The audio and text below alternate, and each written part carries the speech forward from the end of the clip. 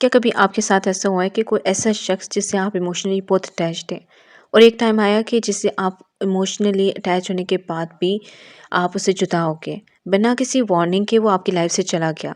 कुछ लोग कहते हैं कि ये डेस्टिनी थी, यही होना था। कुछ लोग कहते हैं कि उन्होंने हमें धोखा दिया और कुछ बस चुपचाप हो जाते हैं, कुछ भी नहीं कहते, समझ ही नहीं पाते कि ऐसा हुआ है क्यों।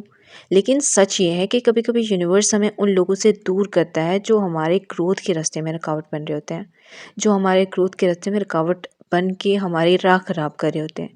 और जब तक हम उनके पकड़ में होते हैं ना, जब तक हम उनको पकड़ के रखते हैं, हम अपनी नेक्स्ट चैप्टर तक नहीं पहुंच पाते। आज हम बात करेंगे कि इसके पीछे साइकोलॉजी क्या है, इसके साइकोलॉजी के पर्सपेक्टिव से कि जब यूनिवर्स किसी को आपकी लाइफ से निकालता है तो असल में क्या होता है, और आप उस प्रोसेस को इमोशनली और मेंटली कैसे समझ सकते हैं। क्योंकि उस वक्त एक इंसान टूट जाता है जब वो किसी से इमोशनली अटैच था और एकदम से उससे जुदा हो जाए।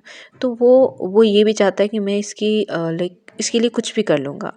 अगर ये कहता है कि मैं इसके जूतों में इवन के बैठ जाऊँ तो वो भी कर लूँगा, बस ये मुझसे जुदा ना हो। तो ऐसे भी केसेस आते हैं। तो ऐसा भी होता है कि वो इंसान आपसे दूर जा रहा होता है और आप जो दूर जाने नहीं दे सकते उससे।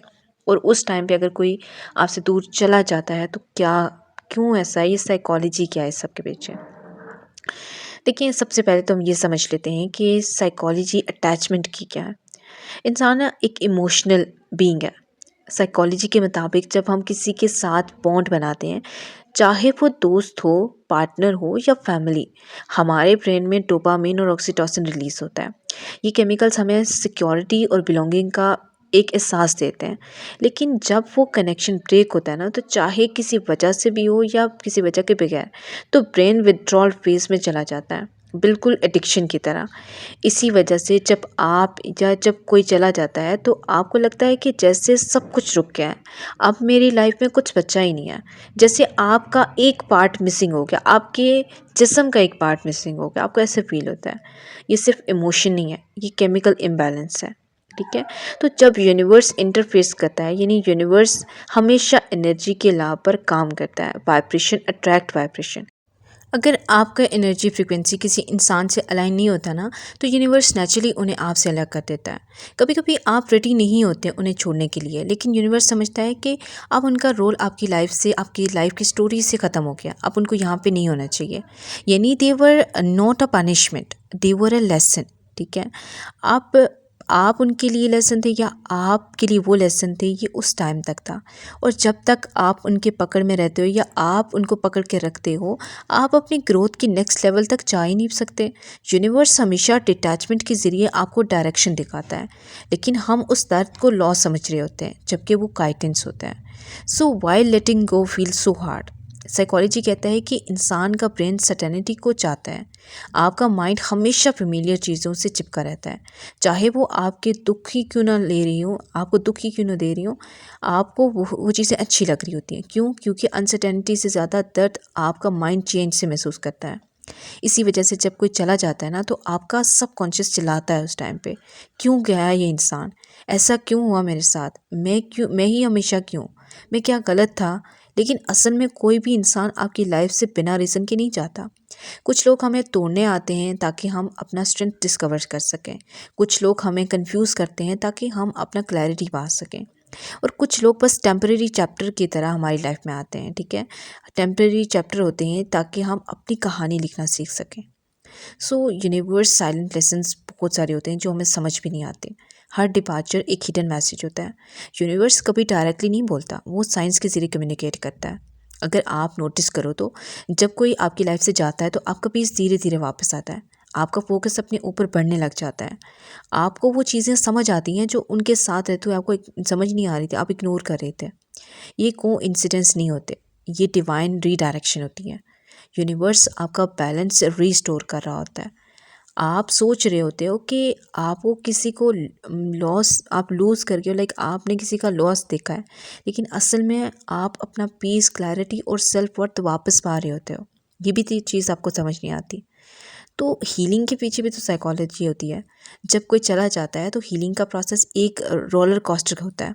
साइकोलॉजिस्ट कहते हैं कि लेटिंग गो के 5 स्टेजेस होते हैं: डिनाइल, एंगर, बार्गेनिंग, सैडनेस, ठीक है, और एक्सेप्टेंस। ये नेचुरल प्रोसेस है, लेकिन सबसे बड़ा ट्रैप ये होता है हम एक्सेप्टेंस तक पहुंचते ही नहीं। हम बार बार सोचने लगते हैं काश वो वापस आ जाएं, मैं कुछ और कर लेता तो शायद वो रहते। ये ओवर थिंकिंग आपका एनर्जी स्टक कर लेती है। हीलिंग तब स्टार्ट होती है जब आप अपने सबकॉन्शियस को ये मैसेज देते हो कि मैं उन्हें माफ़ करता हूँ, मैं खुद को माफ़ करता हूँ और मैं रेडी हूँ नए एनर्जी के लिए। ये अफर्मेशंस आपका सबकॉन्शियस रीप्रोग्राम करता है। तो साइंस जो यूनिवर्स आपको प्रोटेक्ट करी, ऐसे कौन से साइंस होते हैं?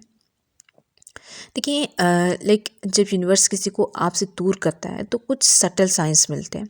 आपका स्ट्रेस लेवल कम होने लगता है, आपका फोकस अपने ड्रीम्स पर वापस आता है, आप न्यू अपॉर्चुनिटीज़ अट्रैक्ट करने लगते हो, आपकी इनर वॉइस ज़्यादा क्लियर होती है और सबसे इम्पॉर्टेंट आपका पीस उनके बिना ज़्यादा स्टेबल होता है।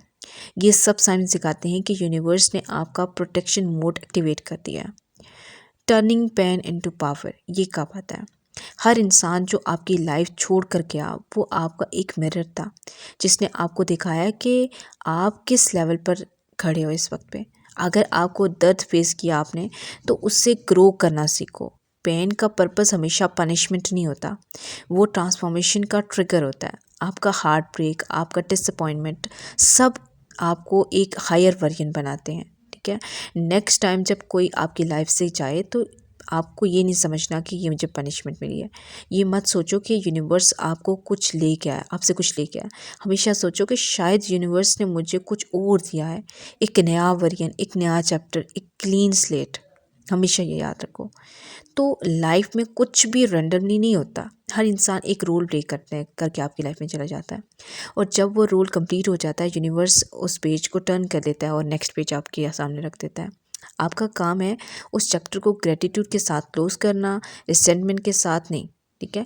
क्योंकि जब आप ग्रेटिट्यूड चूज़ करते हो तो आप वाइब्रेशन रेज करते हो, और जब आपका वाइब्रेशन हाई होता है तो तब यूनिवर्स आपको उन लोगों से मिलाता है जो आपको हील करते हैं, ड्रेन नहीं करते। सो अगली बार जब कोई चला जाए तो सिर्फ इतना कहना कि thank you universe for protecting me, for protecting my piece.